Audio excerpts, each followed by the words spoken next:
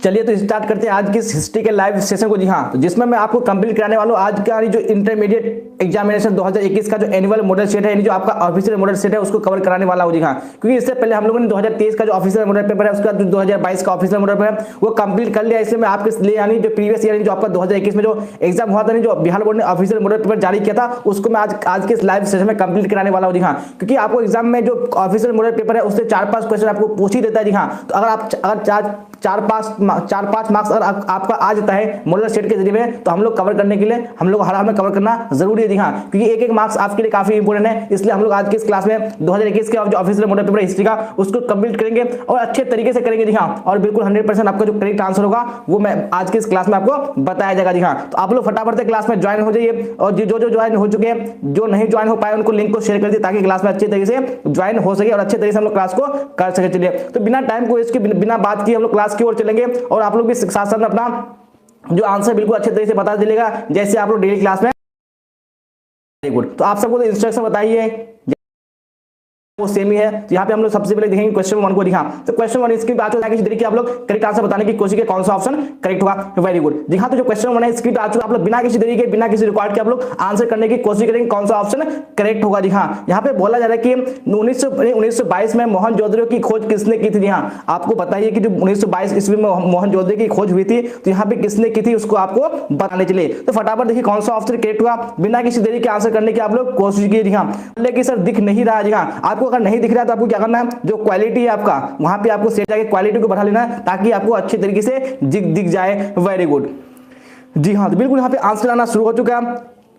Very good, तो यहाँ पे क्वेश्चन 1 में कौन सा ऑप्शन करेक्ट होगा। जी हाँ, तो बिल्कुल सबने यहाँ पे आंसर नंबर डी दिया, बिल्कुल करेक्ट हो जाएगा। देखिए जो रखालदास बनर्जी उन्होंने ही 1922 में मोहनजोदड़ो की क्या की थी, खोज की थी। जी हाँ, यहाँ से आपका 2 क्वेश्चन सॉल्व होता है, यानी मोहनजोदड़ो की खोज किसने की थी, मोहनजोदड़ो की खोज रखालदास बनर्जी ने की थी। उसके बाद कब की थी, 1922 ईस्वी में की थी। जी हाँ, यहाँ पे आपको इस तरह से सारे क्वेश्चन को सॉल्व करना है। वेरी गुड,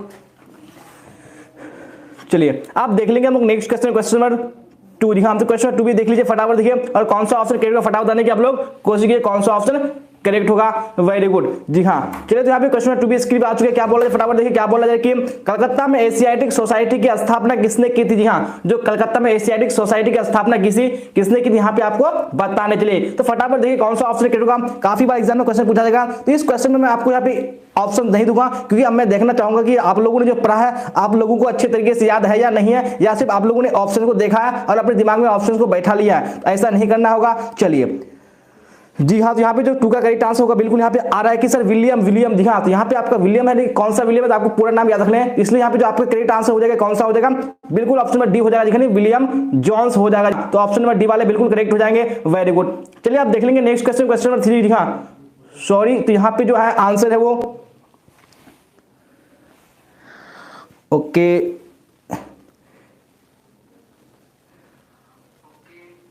चलिए, तो यहाँ पे क्वेश्चन 3 भी स्क्रीन पे आ चुके, फटाफट देखिए कौन सा ऑप्शन करेक्ट होगा। बोला जा रहा है कि मोहनजोदड़ो किस नदी के किनारे स्थित। जी हाँ, तो मोहनजोदड़ो जो है किस नदी के किनारे स्थित यहाँ पे आपको बताने। जी हाँ, और आपको ये गलती नहीं करना है कि यहाँ पे जो ऑप्शन मैं जो हाईलाइट किया वो ऑप्शन बिल्कुल करेक्ट नहीं है। जी हाँ, तो आपको इससे घबराना नहीं है। चलिए फटाफट देखिए यहाँ पे कौन सा क्वेश्चन नंबर 3 का ऑप्शन करेक्ट होगा, फटाफट आंसर करने की आप लोग कोशिश करेंगे। वेरी गुड, जी हाँ, यहाँ पे कौन सा ऑप्शन क्वेश्चन नंबर 3 का करेक्ट हो जाएगा, बिल्कुल ऑप्शन में क्या हो जाएगा, डी हो जाएगा। देखिए सिंधु, जो सिंधु है जो मोहनजोदड़ो है वो सिंधु नदी के किनारे स्थित है, तो बिल्कुल यहाँ पे राइट आंसर आपका ऑप्शन नंबर डी हो जाएगा। वेरी गुड, चलिए आप देख लेंगे नेक्स्ट क्वेश्चन हम लोग क्वेश्चन नंबर 4 को। यहाँ तो क्वेश्चन नंबर 4 भी स्क्रीन पे आ चुके, फटाफट देखिए क्या बोला जाए कि लोथल कहाँ स्थित है। जी हाँ, लोथल कहाँ पे स्थित है यहाँ पे आपको बताने। ओके सर सब देख रहे हैं, पता नहीं जो पीडीएफ जो है रॉन्ग सेंड हो गया होगा। चलिए तो मैं थोड़ा कुछ जुगाड़ करता हूं, तब तक आप लोग देखिए यहाँ पे क्वेश्चन 4 में क्या बोला है कि लोथल कहाँ पे स्थित है। जी हाँ, तो लोथल कहाँ स्थित है फटाफट देखिए कौन सा ऑप्शन करेक्ट होगा, तो बिना किसी देरी के आप लोग आंसर करने की कोशिश करेंगे। वेरी गुड,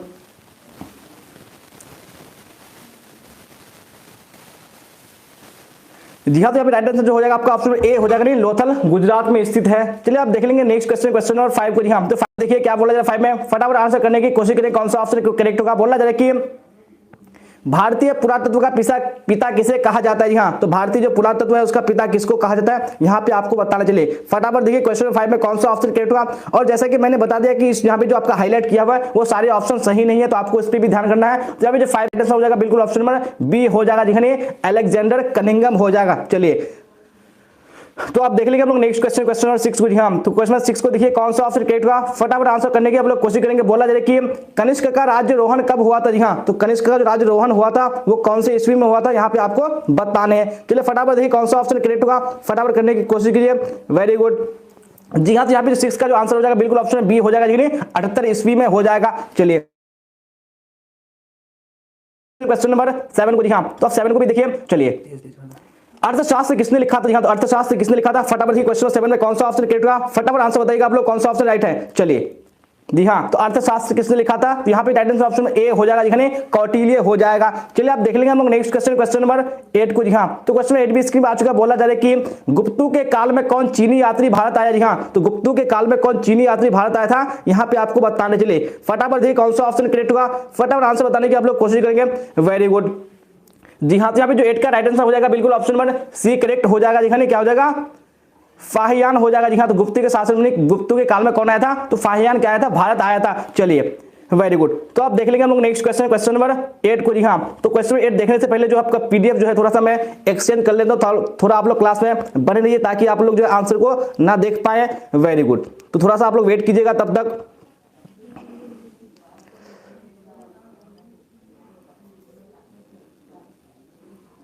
चलिए तो आप लोग थोड़ा सा वेट कीजिए, मैं पीडीएफ को जो है वो डाउनलोड करके फिर से देख रहा हूँ कि जो पीडीएफ है वो गलती से दूसरा वाला आ गया है। चलिए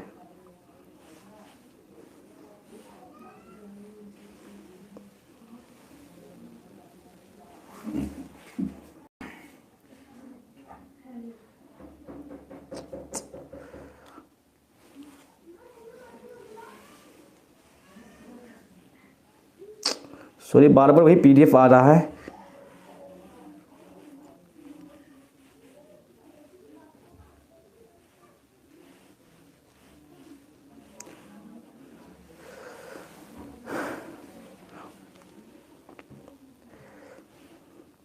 ओके भी हिस्ट्री क्लास में बने हुए हैं, तो मैं तो यहाँ पे जो है थोड़ा प्रॉब्लम हो रहा है कि जो हमारा हाईलाइट किया हुआ है वो क्वेश्चन बार बार शो हो रहा है, तो पीडीएफ चेंज भी कर रहे हैं तो वही शो हो रहा है। तो आप लोग क्लास में बने रहिए, मैं फिर से लाइव आऊंगा, तो आप लोग क्लास में कहीं नहीं जाइए, आप लोग क्लास में बने रहिए। मैं 2 मिनट में फिर से जो है दोबारा लाइव आता हूँ, तो आप लोग क्लास में ही रहिए, आपको जो नोटिफिकेशन अभी वो मिल जाएगा जी हाँ। तो आप लोग बने रहिएगा। चलिए तो मैं इस क्लास को थोड़ा सा एंड करता हूँ।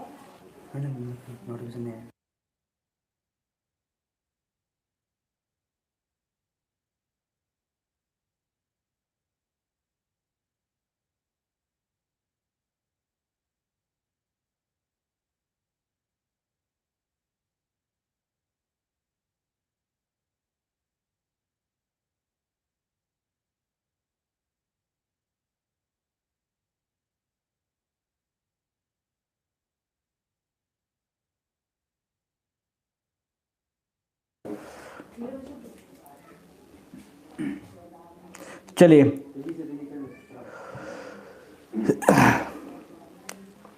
सॉरी, जो पीडीएफ जो है उसमें हेरा फेरी हो चुका है, तो आप लोग थोड़ा मैनेज कीजिएगा, फटाफट देखने की कोशिश कीजिए कौन सा ऑप्शन करेक्ट होगा। चलिए तो हम लोग क्लास को करते हैं, इसी पीडीएफ को क्लास में करते हैं हम लोग। तो हम लोगों ने कहां तक कर लिया था, चलिए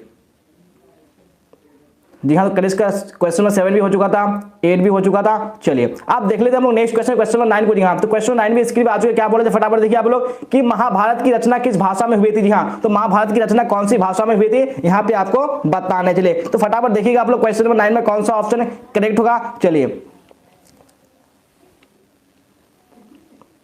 जी हाँ। तो यहाँ पे जो महाभारत की रचना है वो किस भाषा में हुई थी, वो संस्कृत भाषा में हुई थी, इसलिए ऑप्शन नंबर 1 क्या हो जाएगा, बिल्कुल करेक्ट हो जाएगा जी हाँ। और मैं आपको बार बार इसलिए बोल रहा हूँ कि जो ये पीडीएफ है इसमें सारे जो ऑप्शन है वो बिल्कुल करेक्ट नहीं है, जो हाईलाइट किया हुआ सारे करेक्ट नहीं है। तो आप लोग देखिएगा तो आपको पता चलेगा जी हाँ। तो आप लोग का जो टेस्ट है आपका इस टाइप का ही टेस्ट होगा, तो आप लोग देखिएगा। और चलिए तो यहाँ पे क्वेश्चन 10 भी स्क्रीन आ चुका। बोला जा रहा है कि धम्म की शुरुआत किसने की थी, हाँ धम्म की जो वो किसने की थी, यहाँ पे आपको बताने। चलिए वेरी गुड जी हाँ। पे राइट आंसर आपको ऑप्शन नंबर बी हो जाएगा, जिसने अशोक ने की थी, बिल्कुल ऑप्शन बी करेक्ट हो जाएगा। और मैं आपको बता दूं कि जो यहाँ पे जो आंसर है वो बिल्कुल करेक्ट नहीं है, सारे ऑप्शन अब यहाँ पे आपके सामने में आ रहा है, लेकिन आपको देखने को मिलेगा कि जो बहुत सारे ऑप्शन आंसर है वो यहाँ पे गलत है। चलिए क्वेश्चन नंबर 11 को देखेंगे, क्या बोला है कि महावीर का बचपन का नाम क्या था जी हाँ। तो आप सबको बताइए कि जो महावीर का बचपन का नाम था वो क्या था, सिद्धार्थ था, तो बिल्कुल ऑप्शन नंबर ए क्या हो जाएगा, करेक्ट हो जाएगा। चलिए आप देख लेंगे नेक्स्ट क्वेश्चन, क्वेश्चन नंबर 12 को जी हाँ। तो क्वेश्चन नंबर 12 भी स्क्रीन आ चुकी है, क्या बोला जाए फटाफट देखिए आप लोग।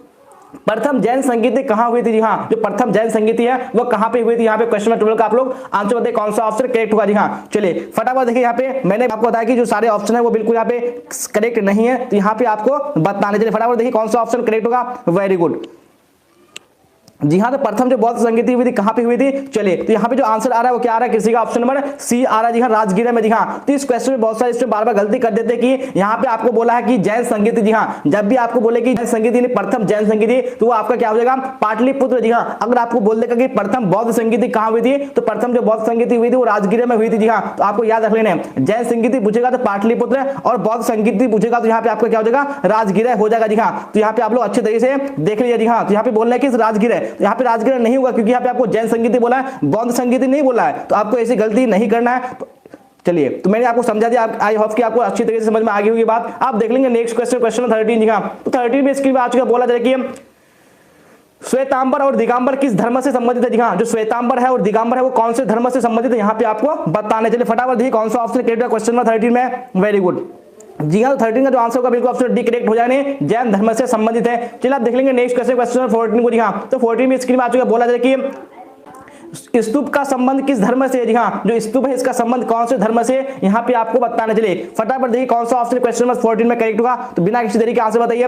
Very good. जी हाँ, तो बिल्कुल जो करेक्ट आंसर हो जाएगा वो ऑप्शन नंबर सी हो जाएगा, देखिए बुद्ध धर्म से संबंधित है। चलिए आप देख लेंगे नेक्स्ट क्वेश्चन, क्वेश्चन नंबर 15। जी हाँ, तो 15 में स्क्रीन आ चुका, बोला जाए कि सुत्त पिटक किस धर्म से संबंधित है? जी हाँ, सुत्त पिटक किस धर्म से संबंधित है, यहाँ पे आपको बताने। चलिए फटाफट देखिए क्वेश्चन 15 में कौन सा ऑप्शन करेक्ट होगा। Very good. चलिए जी हाँ, तो बिल्कुल ऑप्शन बी करेक्ट हो जाएगा, नेम बौद्ध धर्म से संबंधित है। चलिए आप देख लेंगे नेक्स्ट क्वेश्चन, क्वेश्चन नंबर 16। जी हाँ, तो 16 में स्क्रीन में आ चुका, बोला जाए कि बाबरनामा क्या है? जी हाँ, जो बाबरनामा है वो क्या है, यहाँ पे आपको बताने हैं। चलिए फटाफट देखिए। चलिए तो आज की इस क्लास में आप लोग रिवाइज कर लीजिए, और यहाँ पे आपको ऐसे भी क्वेश्चन मिलेंगे जिसका जो ऑप्शन है बिल्कुल यहाँ पे गलत है, तो आप लोग उसको थोड़ा ध्यान में रखते हुए चलेगा। तो बाबरनामा क्या है? एक आत्मकथा है, तो बिल्कुल ऑप्शन नंबर सी करेक्ट हो जाएगा। चलिए आप देख लेंगे नेक्स्ट क्वेश्चन, क्वेश्चन नंबर 17। जी हाँ, तो 17 स्क्रीन में आ चुका, बोला जाए कि कुतुब मीनार का निर्माण किसने आरंभ किया? जी हाँ, कुतुब मीनार का निर्माण किसने आरंभ किया था, किसने स्टार्ट किया था, यहाँ पे आपको बताने। चलिए फटाफट देखिए क्वेश्चन नंबर 17 में कौन सा ऑप्शन करेक्ट होगा। चलिए अगर आप लोग आंसर दिख रहा है तो कोई कोई बात नहीं है, क्योंकि आपका रिवाइज हो रहा है, क्योंकि हम लोग रिवाइज ही कर रहे हैं क्लास को, तो आप लोग देख लीजिएगा।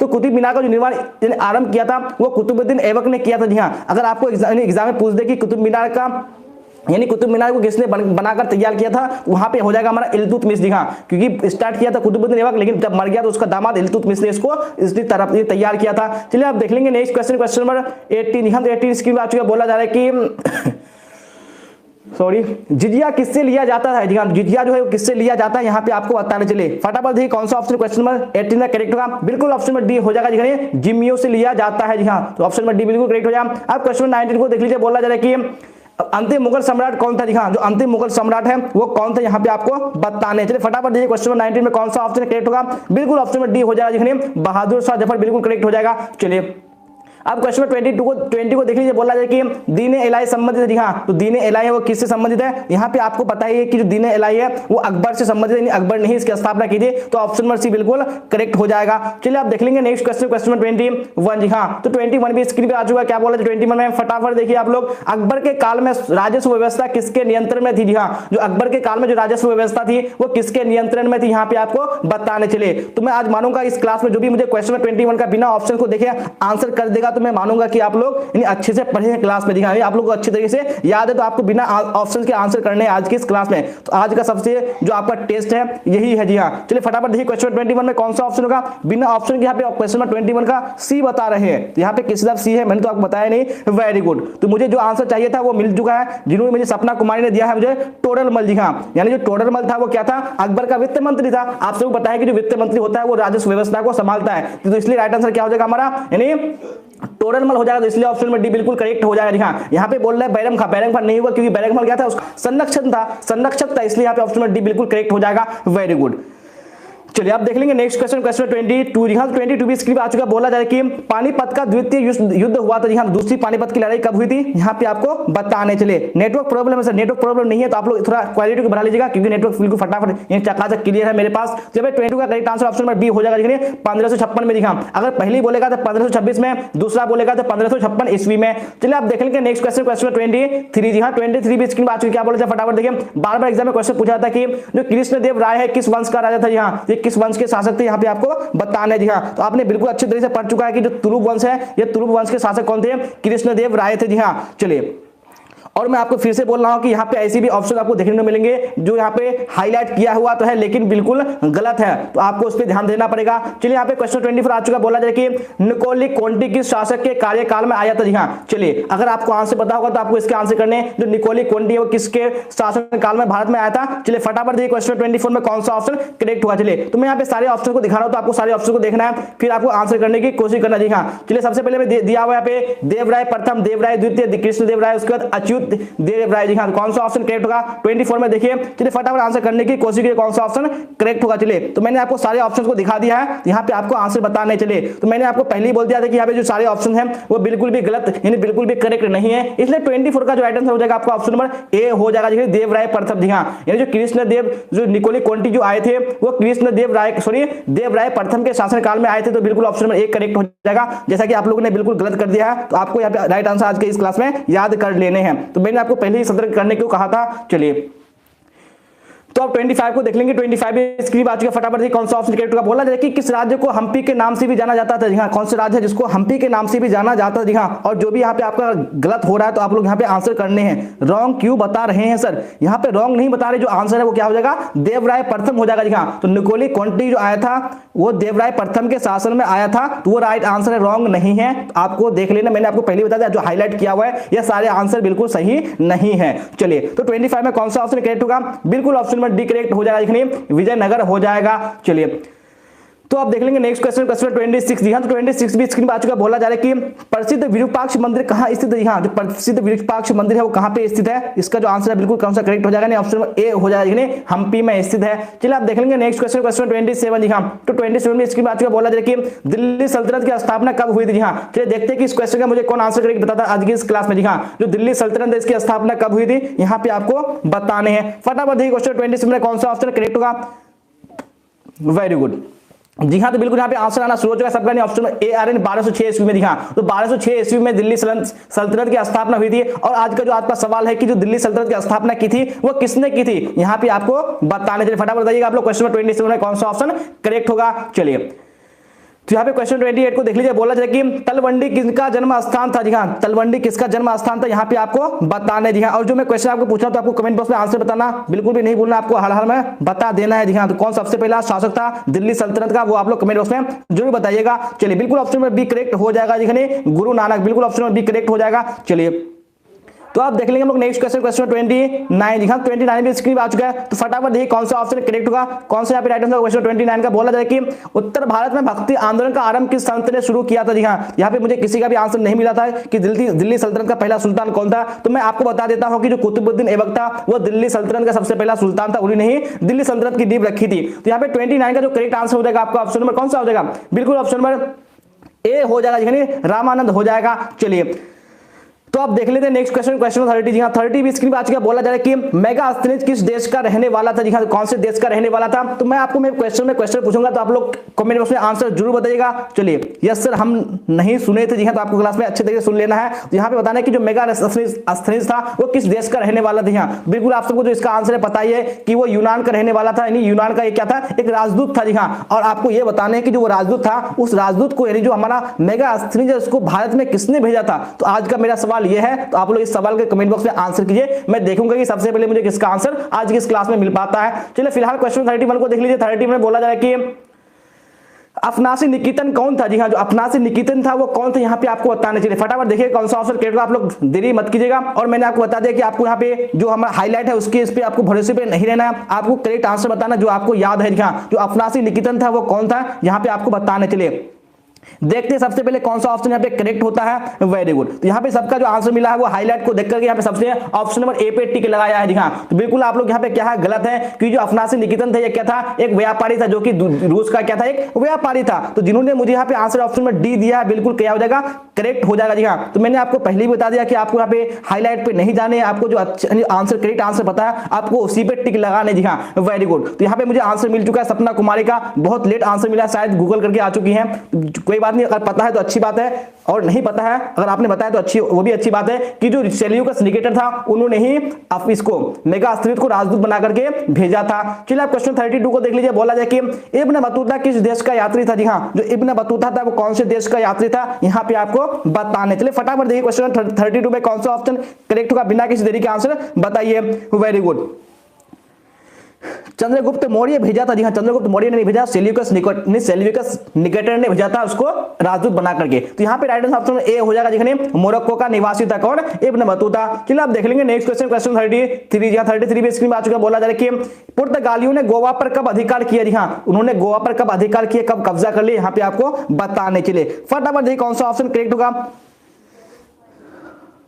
सर उसी समय से भेज रहे हैं आप, आंसर नहीं देख रहे हैं। चलिए कोई बात नहीं, मुझे शायद बाद में नजर आया आंसर। जब 33 का करेक्ट आंसर बिल्कुल ऑप्शन नंबर सी हो जाएगा। देखिए 1510 ईस्वी में अधिकार कर लिया था। चलिए आप देख लेंगे नेक्स्ट क्वेश्चन, क्वेश्चन 34। जी हाँ 34 स्क्रीन पर आ चुके। बोला जाए कि इंग्लिश ईस्ट इंडिया कंपनी की स्थापना कब हुई। जी हाँ, कब स्थापना हुई थी इंग्लिश ईस्ट इंडिया कंपनी की। तो आप सबको पता है कि यानी 1600 ईस्वी में। तो बिल्कुल ऑप्शन एक बिल्कुल करेक्ट हो जाएगा। चलिए आप देख लेंगे हम लोग नेक्स्ट क्वेश्चन, क्वेश्चन 35। जी हाँ 35 स्क्रीन में आ चुका। बोला जाए कि उल गुलाल विद्रोह का नेता कौन था। जी हाँ, चलिए देखते हैं सबसे पहले मुझे इस क्वेश्चन का कौन आंसर दे पाता है आज की इस क्लास में कि जो उल गुलाल विद्रोह है इसका नेता कौन था। यहाँ पे आपको बताना है आज की इस क्लास में क्वेश्चन 35 का कौन सा ऑप्शन करेक्ट होगा। चलिए तो आपको हमें हाईलाइट के भरोसे में नहीं रहना है, आपको अपना आंसर बताना है। Very good.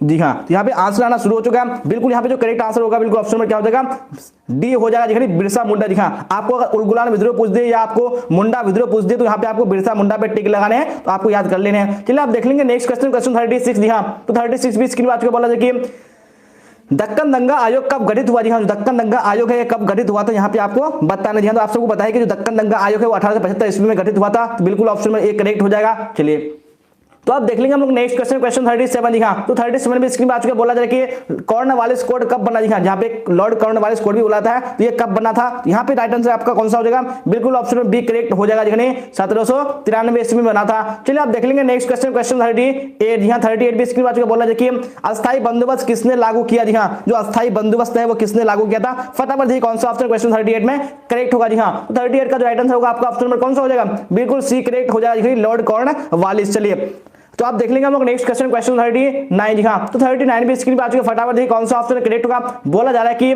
कलकत्ता में सर्वोच्च न्यायालय की स्थापना कब की गई थी। जी हाँ, चलिए तो आप क्वेश्चन 39 की बारी है कि देखते हैं कौन इसका आंसर मुझे करेक्ट बता पाता है। तो कलकत्ता में सर्वोच्च न्यायालय की स्थापना कब की गई थी, तो आप लोग को आंसर करने हैं। यहाँ पे जो आंसर है वो यहाँ पे इनमें से कोई नहीं है, तो यहाँ पे आपको इनमें से कोई नहीं बताने हैं, आपको बताना है कि वो कब की गई थी, आपको डेट को टाइप करने हैं। वेरी गुड, तो आप लोग बिल्कुल समझदार है। मैंने क्वेश्चन करने से पहले आप लोगों ने आंसर दे दिया है, और मुझे किसी का मिल रहा है कि 1774, किसी का मिल रहा है 1783, किसी का मिल रहा है 1881। तो यहाँ पे जो करेक्ट आंसर होगा बिल्कुल ऑप्शन नंबर क्या हो जाएगा, यानी कोई सा भी ऑप्शन नहीं है, यहाँ इनमें से कोई नहीं होगा, लेकिन जो डेट था वो क्या था, 1774 ईस्वी में। जी हाँ, तो 1774 ईस्वी में कलकत्ता में सर्वोच्च न्यायालय की स्थापना हुई थी, और 1773 के रेगुलेटिंग एक्ट के तहत में कलकत्ता में 1774 ईस्वी में जो विश्वविद्यालय यानी जो सर्वोच्च न्यायालय उसकी स्थापना हुई थी, तो आपको याद कर लेने हैं। चलिए आप देख लेंगे नेक्स्ट क्वेश्चन, क्वेश्चन 40। जी हाँ, तो 40 भी स्क्रीन पर बोला जा रहा है कि प्लासी का युद्ध कब हुआ। जी हाँ, चलिए देखते हैं इसका क्वेश्चन कौन आंसर कर पाता है आज की इस क्लास में कि जो प्लासी का युद्ध है ये कब हुआ था। तो बिना देरी किए,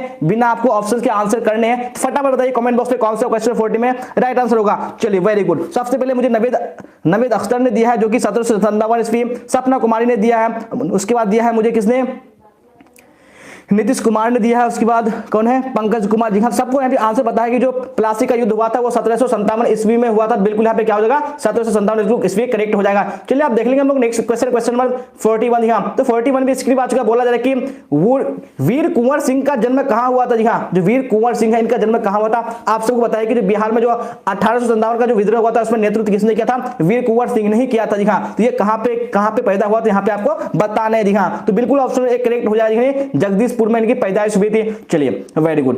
तो आप देख लेंगे हम लोग नेक्स्ट क्वेश्चन, क्वेश्चन 42। जी हाँ, 42 भी स्क्रीन पर आ चुका। बोला जाए कि द ग्रेट रेबेलियन नामक पुस्तक किसने लिखी है। जी हाँ, जो ग्रेट रेबेलियन पुस्तक है इसकी राइटर, इसके लेखक कौन है, यहाँ पे आपको बताना है। फटाफट देखिए क्वेश्चन 42 में कौन सा ऑप्शन करेक्ट होगा। जी हाँ, बिल्कुल ऑप्शन बी हो जाएगा, नेम अशोक मेहता हो जाएगा। चलिए तो आप देख लेंगे नेक्स्ट क्वेश्चन, क्वेश्चन 43। जी हाँ, तो 43 भी स्क्रीन पर आ चुका। बोला जाए कि लखनऊ से 1857 के विद्रोह का नेतृत्व किसने किया। जी हाँ, तो लखनऊ से किसने नेतृत्व किया था, तो आप सबको बताया कि जो बेगम हजरत महल थी उसमें क्या थी, लखनऊ की नवाब थी। तो बिल्कुल ऑप्शन में भी करेक्ट हो जाएगा। चलिए आप देख लेंगे नेक्स्ट क्वेश्चन, क्वेश्चन 44। जी हाँ, तो 44 भी स्क्रीन पर आ चुका। बोला जाए कि 1857 के विद्रोह के समय भारत का गवर्नर जनरल कौन था जी हाँ, जब विद्रोह हुआ था 1857 ईस्वी में, वहां पे जो गवर्नर जनरल था उस समय भारत का कौन था, तो आप सबको बताया कि उसमें कौन था, लॉर्ड कैनिंग था। तो बिल्कुल ऑप्शन में सी करेक्ट हो जाएगा। चलिए तो आप देख लेंगे नेक्स्ट क्वेश्चन, क्वेश्चन 45 जी हाँ, 45 इसकी बात को बोला जाए कि वास्को डिगामा भारत कब आया जी हाँ, जो वास्को डिगामा है भारत कब आया, तो यहाँ पे आपको बताना है। चलिए फटाफट देखिए कौन सा ऑप्शन करेक्ट होगा। वेरी गुड जी हाँ, तो 45 का जो करेक्ट आंसर हो जाएगा बिल्कुल ऑप्शन में ए हो जाएगा, नहीं 1498 ईस्वी में आया था जी हाँ।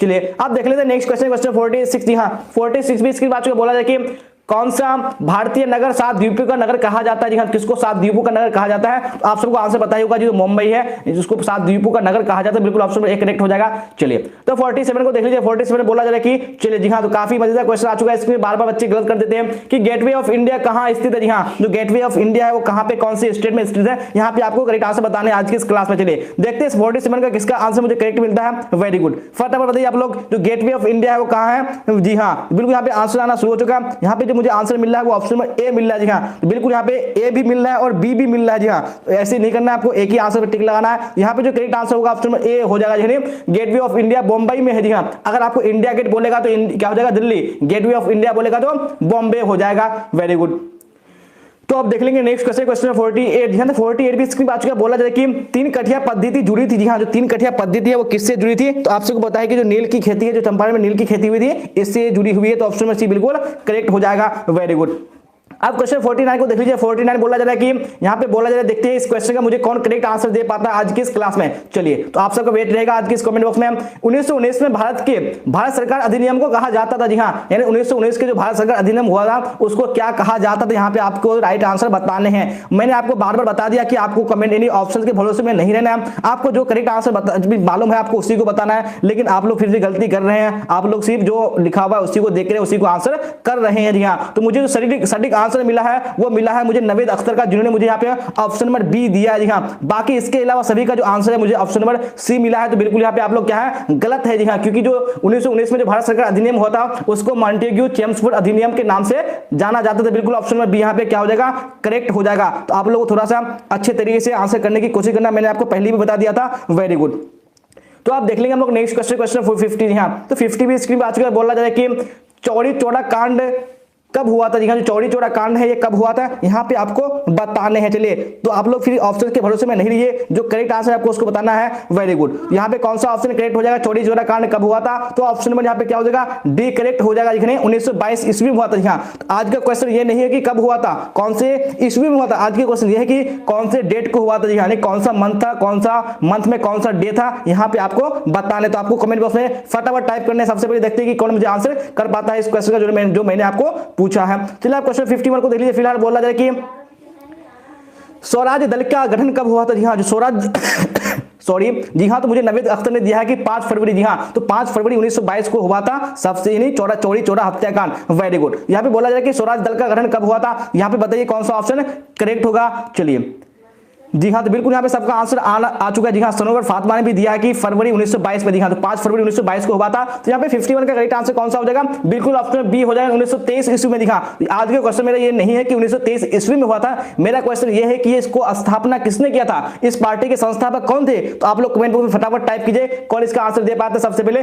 देखते हैं। चलिए फिलहाल क्वेश्चन 52 को देख लीजिए। बोला जा रहा है कि गांधी जी पेशे से क्या थे जी हाँ, जो गांधी जी थे वो पेशे से क्या थे, उनका क्या ऑक्यूपेशन था, यहाँ पे आपको बताने हैं। चलिए वेरी गुड जी हाँ, धर्मेंद्र कुमार ने दिया कि 1923 में मोतीलाल नेहरू और चित्तरंजन दास जी हाँ, बिल्कुल करेक्ट आंसर हो जाएगा चित्तरंजन दास। वेरी गुड जी हाँ, तो बिल्कुल यहाँ पे नवेद अख्तर ने भी आंसर दिया चित्तरंजन दास। यहाँ पे कौन सा ऑप्शन करेक्ट होगा, गांधी जी पेशे से क्या थे, तो आप सबको बताया कि वो क्या थे, कि लॉयर थे, नहीं वकील थे, तो ऑप्शन में डी बिल्कुल करेक्ट हो जाएगा। चलिए आप देख लेंगे नेक्स्ट क्वेश्चन, क्वेश्चन 53 जी हाँ, तो 53 भी स्क्रीन पे आ चुका है। बोला जाए कि शेरे पंजाब के नाम से किसे जाना जाता था जी हाँ, शेरे पंजाब यानी पंजाब का शेर किसको जाना जाता था जी सर, ब्लू टिक कर दीजिए प्लीज जी हाँ। तो आप लोग क्लास के बाद में कमेंट कीजिएगा तभी हो पाएगा, अभी क्लास में नहीं हो पाएगा, तो आप लोग क्लास के बाद में कमेंट बॉक्स में जरूर कमेंट कीजिएगा कैसी क्लास लग रही है। चलिए शेरे पंजाब किसको कहा जाता था, बिल्कुल ऑप्शन बी करेक्ट हो जाएगा, लाला लाजपत राय को कहा जाता था। चलिए आप देख लेंगे नेक्स्ट क्वेश्चन, क्वेश्चन 54 जी हाँ, तो 54 भी स्क्रीन पर आज के बोला जा रहा है कि कांग्रेस के किस अधिवेशन में पूर्ण स्वराज की प्रस्ताव पारित हुआ जी हाँ। आज के क्वेश्चन में ये नहीं कि किस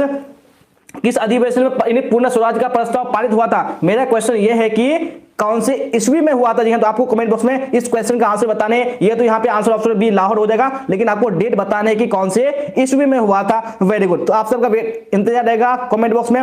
जी हाँ, चलिए आप देख लेंगे नेक्स्ट क्वेश्चन, क्वेश्चन 55। जी हाँ, तो 55 में इसकी बात बोला जा रहा है कि जी हाँ, तो मुझे सबसे पहले तनवीर आलम ने दिया है आंसर 1929 ईस्वी। जी हाँ, बिल्कुल आप लोग करेक्ट हैं कि 1929 ईस्वी जो लाहौर में अधिवेशन हुआ था उसी में ही पूर्ण स्वराज की मांग का प्रस्ताव रखा गया था। चलिए क्वेश्चन 55 बोला जा रहा है कि द्वितीय विश्व युद्ध कब समाप्त हुआ? जी हाँ, द्वितीय विश्व युद्ध जो कब समाप्त हुआ था यहाँ पे आपको बताने हैं। चलिए वेरी गुड, जी हाँ, तो बिल्कुल यहाँ पे करेक्ट आंसर कौन सा हो जाएगा? ऑप्शन नंबर सी हो जाएगा। समाप्ति की बात बोली सॉरी, समाप्ति की बात बोलिए। अगर आपको बोला कि कब स्टार्ट हुआ था तो 1939 ईस्वी हो जाएगा, तो आपको ये भी याद रख लेने हैं। चलिए आप देख लेंगे नेक्स्ट क्वेश्चन, क्वेश्चन 56। जी हाँ, तो 56 भी इसकी बात बोला जाए कि पाकिस्तान शब्द के जन्मदाता कौन थे? जी हाँ, तो पाकिस्तान शब्द के जन्मदाता कौन थे यहाँ पे आपको बताने चलिए। कौन सा ऑप्शन करेक्ट है फटाफट बताइए, कौन सा ऑप्शन राइट होगा? वेरी गुड, बिल्कुल ऑप्शन सी हो जाएगा। जो चौधरी रहमत अली है उन्होंने ही पाकिस्तान शब्द को दिया था, तो ऑप्शन नंबर क्या हो जाएगा? बिल्कुल यहाँ पे सी करेक्ट हो जाएगा। चलिए तो आप देख लेंगे नेक्स्ट क्वेश्चन, क्वेश्चन 57। जी हाँ, तो 57 भी इसकी बात बोला जा रहा है कि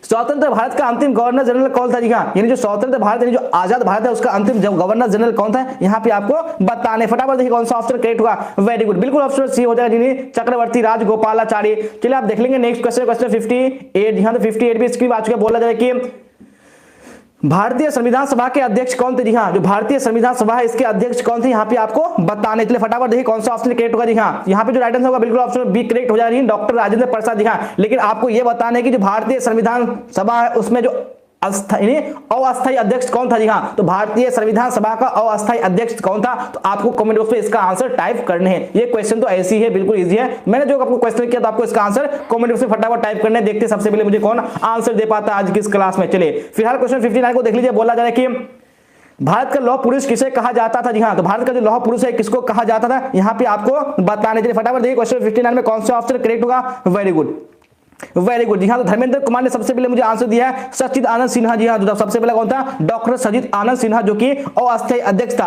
अगर आपको अस्थायी अध्यक्ष पूछेगा तो आपको डॉक्टर राजेंद्र प्रसाद तो पता ही है। वेरी गुड, चलिए अच्छी बात है कि आप लोगों को आंसर अच्छे तरीके से पता है। वेरी गुड, इसी तरह आप लोग कमेंट में टाइप करते रहिए। उसके बाद मुझे आंसर मिला है किसका? नवेद अख्तर का, जिन्होंने सचिद आनंद सिन्हा दिया है। यहाँ पे बोले कि धीरज कुमार की भीमराव अंबेडकर। जी हाँ, तो भीमराव अंबेडकर नहीं होगा क्योंकि वो प्रारूप समिति के अध्यक्ष थे, वो संविधान सभा के अध्यक्ष नहीं थे, इसलिए भीमराव अंबेडकर नहीं होगा। यहाँ पे जो करेक्ट आंसर होगा बिल्कुल ऑप्शन ए हो जाएंगे, सरदार वल्लभ भाई पटेल।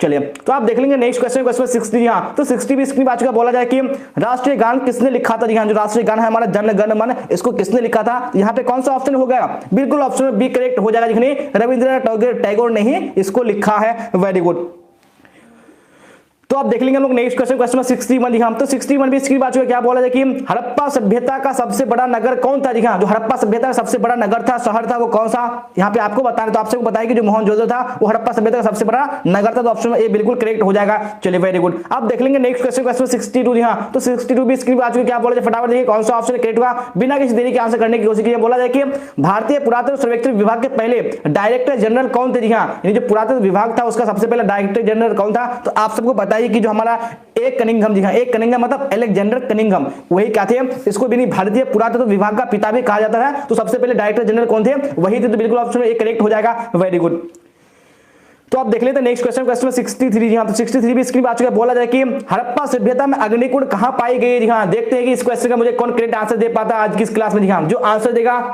तो बहुत अच्छी बात है, जो नहीं भी देगा उसके लिए भी अच्छी बात है कि आप लोग याद कर लीजिएगा। चलिए तो 63 में देखिए कौन सा ऑप्शन करेक्ट होगा? तो आपको ऑप्शन पे नहीं जाने हैं, आपका जो राइट आंसर आपको उसको बताने। जी हाँ, तो बिल्कुल आप लोग गलत है। यहाँ पे जो आंसर होगा बिल्कुल ऑप्शन डी नहीं होगा, बिल्कुल यहाँ पे राइट आंसर आपका ऑप्शन नंबर ए हो जाएगा, यानी कालीबंगन। जी हाँ, जो हड़प्पा सभ्यता में जो अग्निकुंड मिला है वो कहाँ मिला है? वो कालीबंगान में मिला है, तो ऑप्शन में ए बिल्कुल करेक्ट हो जाएगा। तो आप लोग याद कर लीजिए, आप लोग ऑप्शन पे नहीं जाइए। वेरी गुड, तो आप देख लेंगे हम लोग नेक्स्ट क्वेश्चन, क्वेश्चन नंबर 64। जी हाँ, तो 64 भी इसकी बात बोला जाए कि मालविकाग्नि मित्र किसकी रचना है? जी जो मालविकाग्नि मित्र है किसकी रचना है? इसके लेखक कौन है? इसके राइटर कौन है? यहाँ पे आपको बताने चलिए। तो बिना किसी कमेंट के, बिना किसी ऑप्शन के आपको यहाँ पे करेक्ट आंसर बताने। क्वेश्चन नंबर 64 का कौन सा ऑप्शन करेक्ट होगा? जी हाँ, तो फटाफट देखिए कौन सा ऑप्शन राइट होगा, तो बिना किसी देरी के आपको आंसर करने हैं। जी हाँ, चलिए तो जो कमेंट बॉक्स है बिल्कुल यहाँ पे रुक चुका है, लोथल और कालीबंगन। जी हाँ, लोथल और कालीबंगन आंसर आता है, लेकिन जो राइट आंसर है वो बिल्कुल क्या है? वो कालीबंगन है। तो आपको कालीबंगन आना है। अगर दोनों बोलेगा तो दोनों भी आपको टिक लगा देने हैं। तो यहाँ पे काली जो बंगन है वो क्या है? एप्रोप्रिएट आंसर है। चलिए तो माल विकाग्नि मित्र किसकी रचना है? तो यहाँ पे जो कमेंट बॉक्स है बिल्कुल अच्छे तरीके से क्या हो चुका है, रुक चुका है जी हाँ, यानी आप सबको आंसर पता नहीं है। तो यहाँ पे मैं आपको आंसर बता देता हूँ कि जो यहाँ पे करेक्ट आंसर होगा बिल्कुल ऑप्शन नंबर ए हो जाएगा जी, क्या हो जाएगा, कालिदास हो जाएगा जी हाँ। इसके राइटर कौन है? कालिदास। तो आप लोग याद कर लीजिएगा, वेरी गुड।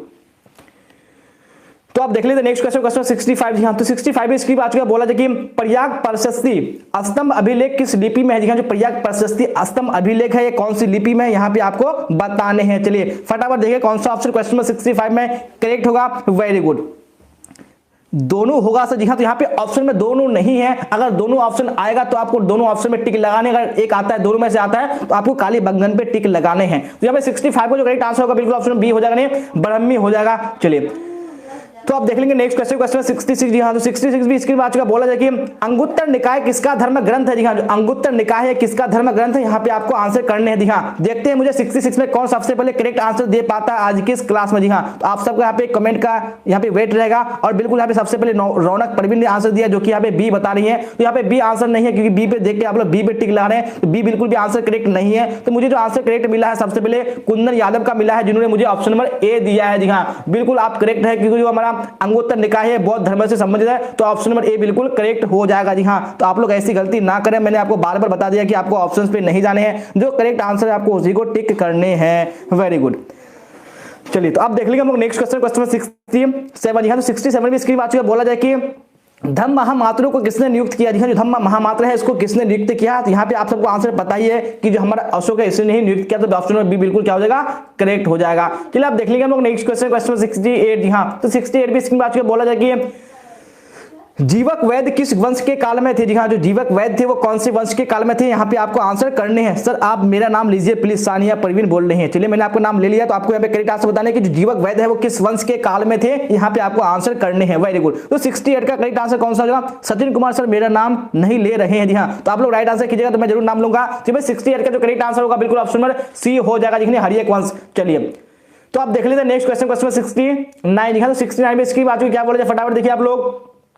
किस शिलालेख से हमें अशोक द्वारा कलिंग विजय का पता चलता है? यानी कौन सा शिलालेख है जिससे हमको कलिंग के विजय के बारे में पता चलता है? तो आपने बार बार पढ़ चुका है कि यहाँ पे क्या हो जाएगा, यानी 13वें अभिलेख हो 13वें शिलालेख हो जाएगा जी हाँ। बिल्कुल ऑप्शन में डी करेक्ट हो जाएगा। चलिए अब देख लेंगे हम लोग नेक्स्ट क्वेश्चन 69 हो चुका है। आप 70 को देख लेते हैं। बोला 70 में कि मनुस्मृति में कितने प्रकार की विवाह की चर्चा की गई है जी हाँ? तो कितने प्रकार की विवाह की चर्चा की गई है मनुस्मृति है, यहाँ पे आपको आंसर करने हैं जी हाँ। तो आपने बिल्कुल अच्छे तरीके से पढ़ चुका है कि जो 8 प्रकार के विवाह उसकी चर्चा की गई, तो बिल्कुल ऑप्शन नंबर सी करेक्ट हो जाएगा, वेरी गुड। चलिए तो आप देख लेंगे हम लोग नेक्स्ट क्वेश्चन 71 जी हाँ। 71 इसकी बात बोला जाए कि डॉक्टर भीमराव अंबेडकर ने किस धर्म को अपनाया था जी हाँ? यानी वो उनका धर्म कुछ और था, लेकिन बाद में वो किसी धर्म को अपनाए थे, तो यानी कौन सा धर्म था यहाँ से आपको बताने हैं जी हाँ। चलिए कौन सा राइट आंसर होगा, बिल्कुल ऑप्शन नंबर बी हो जाएगा, बाद में उन्होंने बौद्ध धर्म को अपना लिया था। चलिए तो आप देख लेंगे नेक्स्ट क्वेश्चन 72 जी हाँ। तो 72 भी इसकी बात बोला जाए कि पुराणों की संख्या कितनी है जी हाँ? तो कितने पुराण है? तो आप सबको बताइए कि जो पुराणों की संख्या वो टोटल कितने हैं, 18। तो ऑप्शन नंबर डी बिल्कुल करेक्ट हो जाएगा। चलिए वेरी गुड। तो आप देख लेंगे नेक्स्ट क्वेश्चन 73 जी हाँ। तो 73 भी इसकी बात बोला जाए कि अकबरनामा कितने खंडों में विभाजित है जी हाँ? यहाँ पे मुझे 99% बच्चे इस क्वेश्चन का आंसर गलत बताएंगे, तो देखते हैं कि आज की इस क्लास में कौन राइट आंसर बताता है, मैं उसको चुनूंगा कि कौन राइट आंसर दे पाता है जी हाँ। चलिए वेरी गुड।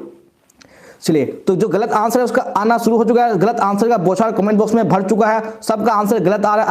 अभी तक मुझे एक भी आंसर नहीं मिला है जी हाँ। तो मिल चुका है वो आंसर, वो कौन है, वो सपना कुमारी है, जिन्होंने मुझे आंसर बिल्कुल करेक्ट आंसर बताया। बाकी सबका यहाँ पे जो आंसर है, उसके बाद कुंदन यादव ने बताया, उसके बाद सन्नी कुमार ने बताया, कुंदन यादव ने बताया, उसके बाद कौन बताया, बाकी सबका जो आंसर है वो गलत हो चुका है जी हाँ। आपको ऐसी गलती नहीं करना। यहाँ पे आपको बोल रहा है कि अकबरनामा, जब भी बात आती है अकबरनामा की, तो अकबरनामा को यानी अकबरनामा 3 भागों में विभाजित है जी हाँ। तो 3 भागों में जो एक भाग है उसको हम लोग बोलते हैं आईने अकबरी जी हाँ। अगर आपको बोलेगा कि आईने अकबरी कितने भागों में विभक्त है, तो यहाँ पे आ जाएगा 5 भागों में। लेकिन अगर आपको बोलेगा कि अकबरनामा कितने भागों में विभक्त है, तो यहाँ पे राइट आंसर आपका ऑप्शन बी हो जाएगा, नहीं 3 भागों में विभक्त है जी हाँ। तो आप ऐसी गलती दोबारा नहीं करेंगे, क्योंकि जो मैंने आपको बता दिया कि जो अकबरनामा है वो 3 भागों में विभक्त है, और जो आईने अकबरी है वो 5 भागों में विभक्त है जी हाँ। जो आईने अकबरी है वो अकबरनामा का एक क्या पार्ट है, एक भाग है, जो कि 5 भागों में विभक्त है, और अकबरनामा 3 भागों में विभक्त है जी हाँ। तो मुझे उम्मीद है कि और आप मुझे रिपीट करना नहीं पड़ेगा इसका आंसर। चलिए तो आप लोग समझ गए होंगे, वेरी गुड।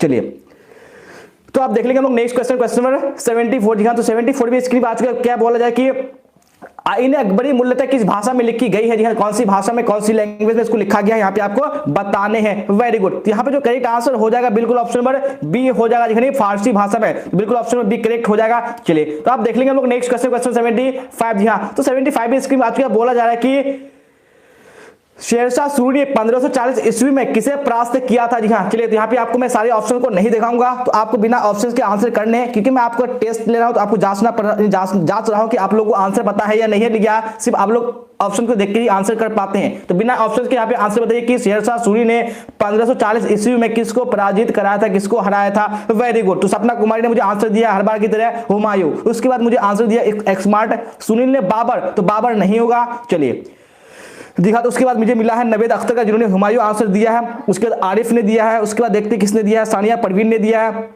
ओके, उसके बाद राजा हिंदुस्तानी ने दिया हुमायूं। जी हाँ, तो 1540 ईस्वी में जो हुमायूं ने यानी शेरशाह सूरी ने हुमायूं को हरा दिया था। जी हाँ, यह भी मेरा सवाल नहीं है कि किसको हराया था, मेरा सवाल यह है कि कौन सी लड़ाई में उसको हराया था 1540 ईस्वी में। तो आपको वो कमेंट बॉक्स में कमेंट करने हैं। Very good. चलिए आप देख लेंगे नेक्स्ट क्वेश्चन, क्वेश्चन 76। जी हाँ, तो 76 भी इसकी बात बोला जाए कि अकबर को किस वर्ष बादशाह घोषित किया गया? जी हाँ, तो कौन से वर्ष में बादशाह अकबर को यानी बनाया गया, यहाँ पे आपको बताने हैं। Very good.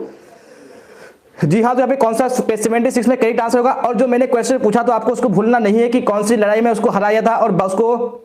Very good. जी हाँ, तो मुझे सबसे पहले जो आंसर मिला है वो कायनात परवीन का मिला है, जिन्होंने मुझे आंसर दिया है चौसा की लड़ाई में। जी हाँ, तो बिल्कुल आपने राइट आंसर तो नहीं, राइट आंसर चौसा तो बताया, लेकिन चौसा आपका आंसर नहीं होगा, क्योंकि जो चौसा की लड़ाई हुई थी वो 1539 ईस्वी में हुई थी। जी हाँ, तो 1539 ईस्वी में जब चौसा की लड़ाई हुई थी तो उस समय जो हुमायूं जो हारा था तो उसको उसमें इतना बुरी तरीके से नहीं हारा था, लेकिन जब 1540 में कन्नौज की लड़ाई हुई तो उसमें उसको इतना बुरी तरीके से हराया कि उसको देश छोड़कर के भागना पड़ा। जी हाँ, तो राइट आंसर क्या हो जाएगा 1540 में, और जो वो युद्ध हो जाएगा वो क्या हो जाएगा, कन्नौज का युद्ध हो जाएगा। जी हाँ, यहाँ पे चौसा नहीं होगा, क्योंकि चौसा का युद्ध हुआ था 1539 ईस्वी में, यहाँ पे आपका हो जाएगा कन्नौज का युद्ध। चलिए वेल ट्राई, आपने अच्छा कोशिश किया। चलिए आप देख लेते हैं नेक्स्ट क्वेश्चन, क्वेश्चन नंबर 77 को। जी हाँ, तो 77 में इसके बात बोला जाए कि खालसा पंथ की स्थापना किसने की थी? जी हाँ, जो खालसा पंथ सॉरी तो यहाँ पे बताना है कि जो खालसा पंथ है इसकी स्थापना किसने की थी। फटाफट देखिए कौन सा ऑप्शन करेक्ट होगा। Very good. यहाँ चौसा का नहीं होगा, मैंने आपको बता दिया कि चौसा की लड़ाई 1539 में हुई थी, तो 1540 में कन्नौज की लड़ाई में हराया था। यहाँ पे ऑप्शन में सी करेक्ट हो जाने गुरु गोविंद सिंह। जी हाँ, चलिए वेरी गुड। तो आप देख लेंगे हम लोग नेक्स्ट क्वेश्चन, क्वेश्चन 78। यहाँ तो 78 भी इसकी बात बोला जाए कि तालीकोट का युद्ध कब हुआ था? चलिए तो बिना ऑप्शन के आपको आंसर करने कौन सा ऑप्शन करेक्ट होगा, तो बिना किसी देरी के आप लोग कमेंट बॉक्स में टाइप कीजिए। यानी 64 तालीकोट का जो युद्ध हुआ था वो कब हुआ था? चलिए फटाफट देखिए कौन सा ऑप्शन करेक्ट होगा। Very good. चलिए फटाफट टाइप कीजिए कि जो तालीकोट का युद्ध हुआ था वो कौन से ईस्वी में हुआ था। चलिए जी हाँ, तो 78 का जो राइट आंसर होगा कौन सा होगा? जी हाँ, तो यहाँ पे जो आंसर है बिल्कुल आना शुरू हो चुका है। तो यहाँ पे 78 का जो करेक्ट आंसर आपका हो जाएगा वो ऑप्शन में कौन सा हो जाएगा?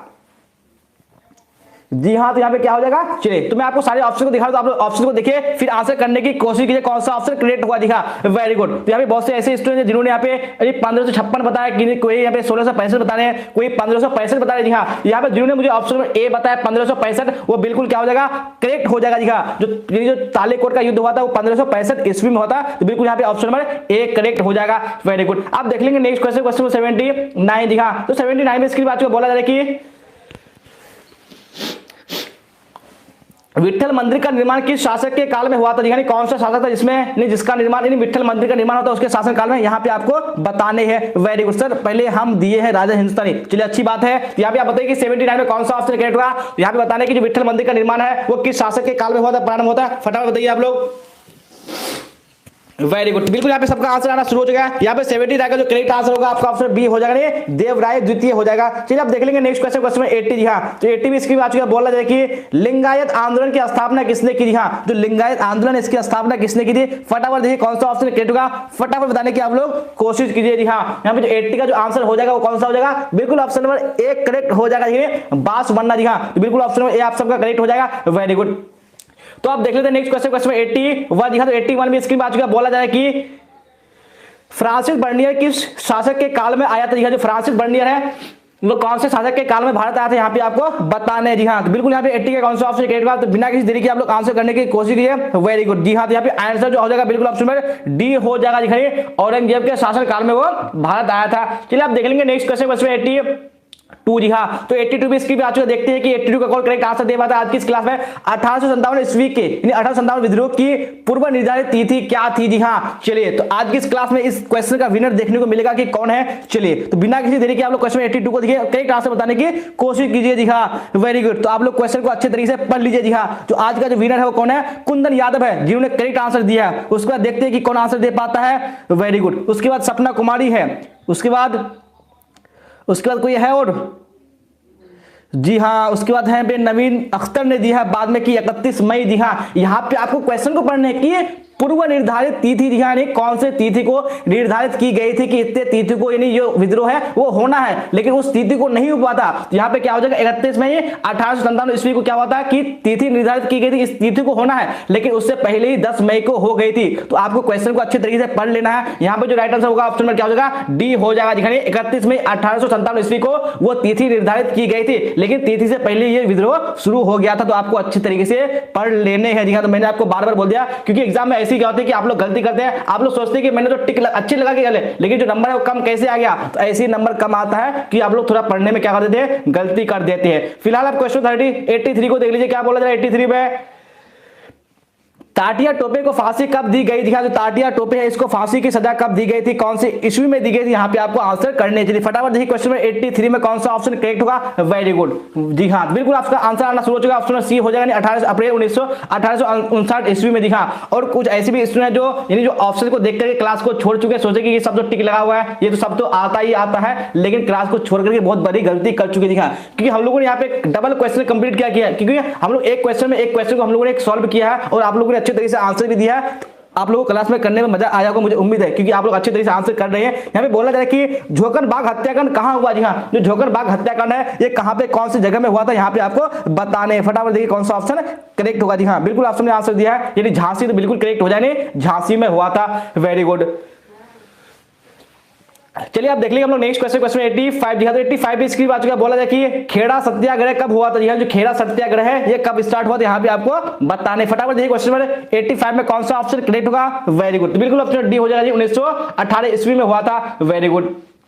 तो आप देख लेते हैं नेक्स्ट क्वेश्चन 86। यहाँ तो 86 भी इसकी बात क्या बोले, फटाफट देखिए कि पुर्तगालियों ने गोवा में किस वर्ष अपना व्यापारिक केंद्र स्थापित किया? जी हाँ, ये पुर्तगालियों ने गोवा पर कौन से ईस्वी में अपना व्यापारिक केंद्र स्थापित किया था, यहाँ पे आपको बताने। काफी इंपोर्टेंट क्वेश्चन और काफी मजेदार क्वेश्चन भी है। जी हाँ, तो आप लोग ऑप्शन को देख के गलती मत कीजिएगा, यहाँ पे कौन सा राइट आंसर होगा आपको उसको बताने हैं। Very good. तो कौन से ईस्वी में किया था? जी हाँ, तो बिल्कुल आप लोग गलत कर चुके हैं। यहाँ पे जो राइट आंसर होगा आपका ऑप्शन डी नहीं होगा, यहाँ पे राइट आंसर आपका ऑप्शन सी हो जाएगा। 1639 ईस्वी में। जी हाँ, यानी ऑप्शन में सी बिल्कुल करेक्ट हो जाएगा। तो आप लोग यहाँ पे गलत कर चुके हैं। कौन से ईस्वी में हुआ था? 1639 ईस्वी में उन्होंने अपना व्यापारिक केंद्र स्थापित किया था गोवा पर। जी हाँ, अगर आपको कब्जा की बात आती है तो कब्जा तो 1510 में किया था, लेकिन व्यापारिक केंद्र स्थापित किया था 1639 ईस्वी में। जो बिल्कुल ऑप्शन में सी करेक्ट हो जाएगा। Very good. तो आप देख लीजिए हम लोग नेक्स्ट क्वेश्चन 87। जी हाँ, तो 87 भी इसकी बात क्या बोले, फटाफट देखिए आप लोग कि लॉर्ड वेलेस्ली भारत के गवर्नर जनरल बनकर कब आए? जी हाँ, जो लॉर्ड वेलेस्ली है ये भारत के गवर्नर जनरल बनकर कब आए थे, यहाँ पे आपको बताने 87 में कौन सा ऑप्शन करेक्ट हुआ। जी हाँ, तो फटाफट देखिए क्वेश्चन में 87 में कौन सा ऑप्शन करेक्ट होगा। Very good. बिल्कुल सबका आंसर आना शुरू हो चुका है। यहाँ पे जो 87 का जो करेक्ट आंसर हो जाएगा आपका ऑप्शन नंबर डी हो जाएगा। देखिए 1798 ईस्वी में वो भारत के गवर्नर जनरल बनकर के आए थे। चलिए आप देख लेंगे नेक्स्ट क्वेश्चन 88। यहाँ तो 88 भी इसकी बात बोला जाए कि गांधी जी के प्रारंभिक शिक्षा कहाँ हुई थी? हाँ, जो गांधी जी की प्रारंभिक शिक्षा हुई थी, जो प्राइमरी नॉलेज उन्होंने हासिल किया था वो कहां से किया था? तो आप सबको बताया कि वो कहां पे पैदा हुए थे, यानी गुजरात के पोरबंदर में पैदा हुए थे। तो बिल्कुल ऑप्शन एक करेक्ट हो, यानी पोरबंदर। Very good. तो आप देख लेंगे हम लोग नेक्स्ट क्वेश्चन 89। दिखा तो 89 में इसकी बात करें तो बिना किसी देरी के आप लोग आंसर बताइए कि जो कृषि की 3 कठिया पद्धति कहां लागू की गई थी? हाँ, तो मैं आपको इस क्वेश्चन को बिना ऑप्शन के बताने की कोशिश करूंगा। आपको बिना ऑप्शन के आपको इसका आंसर बताने हैं, तो फटाफट टाइप कीजिए कौन सा ऑप्शन करेक्ट होगा। दिखा तो कौन से कहां लागू की गई थी, फटाफट बताइए आप लोग।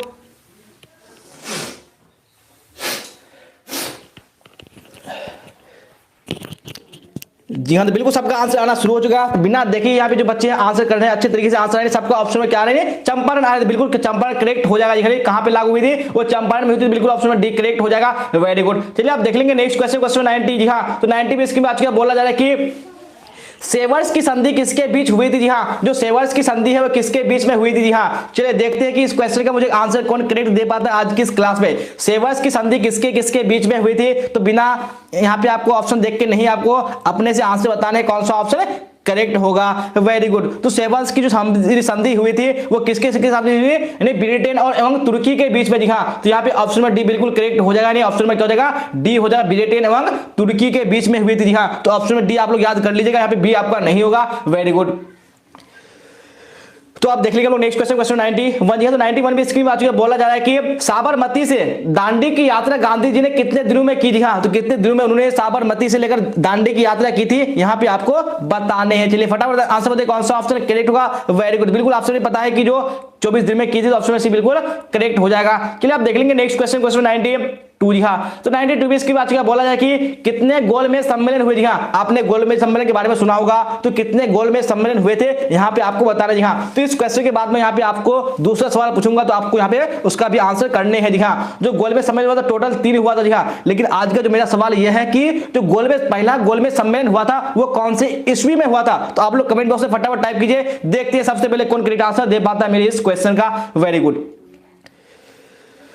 जी हाँ, तो अभी 93 को आप देख लीजिए, 93 में कौन सा ऑप्शन करेक्ट होगा? तो बिना किसी देरी के आप लोग आंसर करने की कोशिश करेंगे कि भारत को प्रांतीय स्वायत्तता किस अधिनियम से प्राप्त हुआ? जी हाँ, जो भारत को स्वायत्तता प्राप्त हुआ कौन से अधिनियम के तहत हुआ? Very good. जी हाँ, सबसे पहले मुझे आंसर दिया नवीन अख्तर ने, जो कि 1930, सपना कुमारी 1931, कुंदन यादव 1931। जी हाँ, तो यहाँ पे कौन थे? नवीद अख्तर जी, उन्होंने अच्छे तरीके से आंसर दिया कि 1930 में हुआ था। यहाँ पहला गोलमेज सम्मेलन 1930 में हुआ था, दूसरा हुआ था 1931 में। जी हाँ, पहला स्टार्ट हुआ था 1930 में, तो 1930 बिल्कुल करेक्ट आंसर हो जाएगा। चलिए यहाँ पे देखिए कि भारत को प्रांतीय स्वायत्तता किस अधिनियम से प्राप्त हुआ था, यहाँ पे आपको बताने। जी हाँ, तो बिल्कुल ऑप्शन में डी करेक्ट हो जाएगा, नहीं 1935 का अधिनियम हो जाएगा। चलिए तो आप देख लेंगे नेक्स्ट क्वेश्चन, क्वेश्चन 94। जी हाँ, 94 भी आ चुका। बोला जाए कि करो या मरो का नारा किसने दिया? जी हाँ, जो करो या मरो का नारा दिया था वो किसने दिया था? फटाफट देखिए कौन सा ऑप्शन करेक्ट हुआ। जी हाँ, यहाँ पे तो आप लोग जल्दबाजी कर लेते, लेकिन एग्जाम में आपको रिलैक्स होकर आंसर करने। जी हाँ, क्योंकि एक गलती आपका 1 मार्क्स काट सकता है, तो आप लोग थोड़ा रिलैक्स होकर टिक लगाइएगा। चलिए, तो 94 में ऑप्शन डी करेक्ट हो जाएगी, महात्मा गांधी। चलिए आप देख लेंगे नेक्स्ट क्वेश्चन, क्वेश्चन 95। जी हाँ, तो 95 भी इसकी बात बोला जाए कि 1906 में मुस्लिम लीग की स्थापना कहां हुई थी? यहाँ जो 1906 में मुस्लिम लीग की स्थापना हुई थी, ये कहां पे हुई थी, कौन सी जगह में हुई थी? तो यहाँ पे आपको आंसर करने कौन सा ऑप्शन करेक्ट हो जाएगा। जी हाँ, तो बिल्कुल ऑप्शन में क्या हो जाएगा? सी करेक्ट हो जाएगा। ढाका में, बांग्लादेश की राजधानी ढाका में हुई थी। Very good. तो आप देख लेते हैं नेक्स्ट क्वेश्चन, क्वेश्चन 96। जी हाँ, 96 भी इसकी बात बोला जाए कि भारतीय संविधान कब लागू किया गया था? जी हाँ, भारतीय संविधान को कब लागू किया गया था, यहाँ पे आपको आंसर बताने हैं। Very good. जी हाँ, तो बिल्कुल सबने आंसर दिया कि 26 जनवरी 1950 ईस्वी में। जी हाँ, तो ये मेरा सवाल नहीं है कि कब लागू किया गया था, लेकिन सवाल मेरा ये है कि ये कौन सी ईस्वी में बनकर तैयार हुआ था। जी हाँ, तो भारतीय संविधान कब बनकर तैयार हुआ था, तो आज का इस सवाल मेरा ये है। तो आप लोग कमेंट बॉक्स में टाइप कीजिए, देखते हैं सबसे पहले किसका आंसर मुझे आज की इस क्लास में मिलता है। Very good. अभी 97 को देख लीजिए। बोला जाए कि विक्टोरिया टर्मिनल किस शैली की इमारत है? यहाँ जो विक्टोरिया टर्मिनल है वो किस शैली की इमारत है, यहाँ पे आपको बताने हैं। चलिए, एक्समार्ट ने दिया कि 26 जनवरी 1949 को बना था। जी हाँ, आपने आंसर दिया, लेकिन आपका आंसर पूरी तरीके से करेक्ट नहीं है। देखते हैं कि किसका आंसर करेक्ट होता है। जी हाँ, जिसका इंतजार तो मुझे मिल चुका है, सानिया परवीन ने आंसर दिया है 26 नवंबर 1949 ईस्वी को। जी हाँ, बिल्कुल आप करेक्ट है कि जो संविधान बनकर तैयार हुआ था वो 26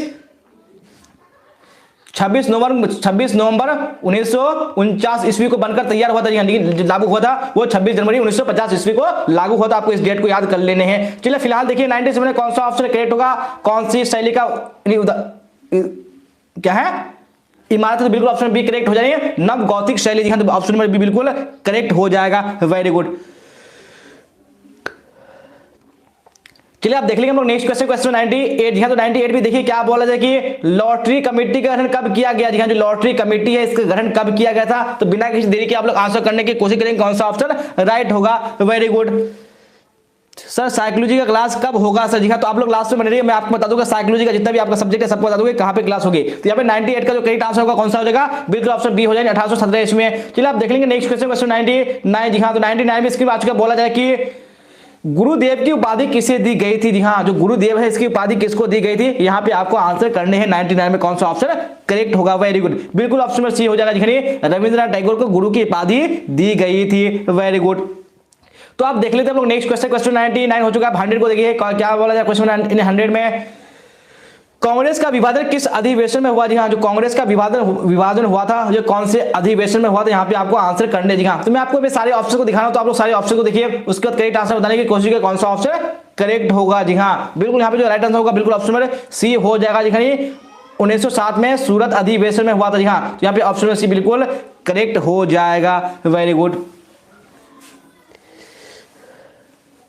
जी हाँ, तो हम लोगों ने आज के इस क्लास में जो 100 क्वेश्चन है, 100 क्वेश्चन को कवर किया। जी हाँ, तो मुझे उम्मीद है कि जो 100 क्वेश्चन है, मैंने 100 क्वेश्चन से ज्यादा ही क्वेश्चन आपको कवर कराया, क्योंकि मैंने आपको एक्स्ट्रा क्वेश्चन भी पूछे, तो आपको कम से कम 15-20 तो एक्स्ट्रा क्वेश्चन मैंने आपको पूछ ही दिया, और आप लोगों ने अच्छे तरीके से आंसर किया आज की इस क्लास में। Very good. चलिए, तो यहां तक बने रहने के लिए आप सबका धन्यवाद। जैसा कि मैं आपको बता दूं कि आप लोग जो है अभी भी क्या करते हैं, बहुत से क्वेश्चन का आंसर गलत बताते हैं। तो गलत बताने का रीजन ये है कि आप लोग जो है रिवाइज नहीं किए। तो इसके लिए आपको रिवाइज करने के लिए आपको क्या करना है, मैं आपको बताऊंगा। तो उससे पहले मैं आपको बता देता हूं कि आप लोग साइकोलॉजी की क्लास के लिए बहुत बार बोल रहे कि सर साइकोलॉजी की क्लास, होम साइंस की क्लास, सोशियोलॉजी की क्लास, तो आपको इसके लिए क्या करना पड़ेगा, जो YouTube में टारगेट बेस्ड चैनल है उसको सब्सक्राइब करना पड़ेगा। जी हाँ, क्योंकि उसमें डेली जो आपका साइकोलॉजी है, उसका जो होम साइंस है, उसका जो आपका ज्योग्राफी है, बाकी जितना भी सब्जेक्ट है उसकी क्लासेस होती है। जी हाँ, तो आपको टारगेट बैच को क्या करना पड़ेगा, सब्सक्राइब कर लेना पड़ेगा। जी हाँ, क्योंकि मॉर्निंग में होती है 7 बजे क्लास होती है, वो साइकोलॉजी की डेली होती है। उसके बाद ज्योग्राफी की भी होती है मॉर्निंग में 7 AM, उसके बाद इवनिंग में 6:30 PM को। जी हाँ, यानी रात को 6:30 बजे, और मॉर्निंग में 7 बजे। जी हाँ, सुबह 7 बजे, रात को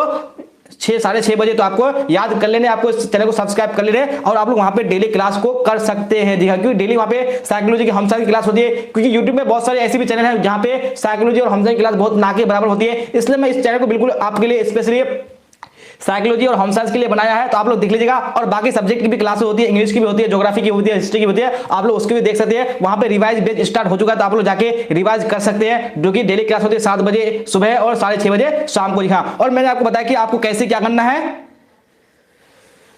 यानी जो आपको कैसे जो रिवाइज करना है, कैसे PDF को पढ़ना है। तो आपको इसके लिए क्या करना पड़ेगा, आपको कुछ नहीं करना पड़ेगा, आपको डायरेक्ट क्या करना पड़ेगा, गूगल में जाना पड़ेगा। जी हाँ, जैसे आप लोग गूगल में जाएंगे तो आपको गूगल पे सर्च करना पड़ेगा BBP। जी हाँ, जैसे कि आप लोग स्क्रीन पे देख लीजिए, सबसे पहले आप लोग गूगल को जाइएगा, गूगल या क्रोम में किसी में भी जाइएगा, वहां पे सबसे पहले आप लोग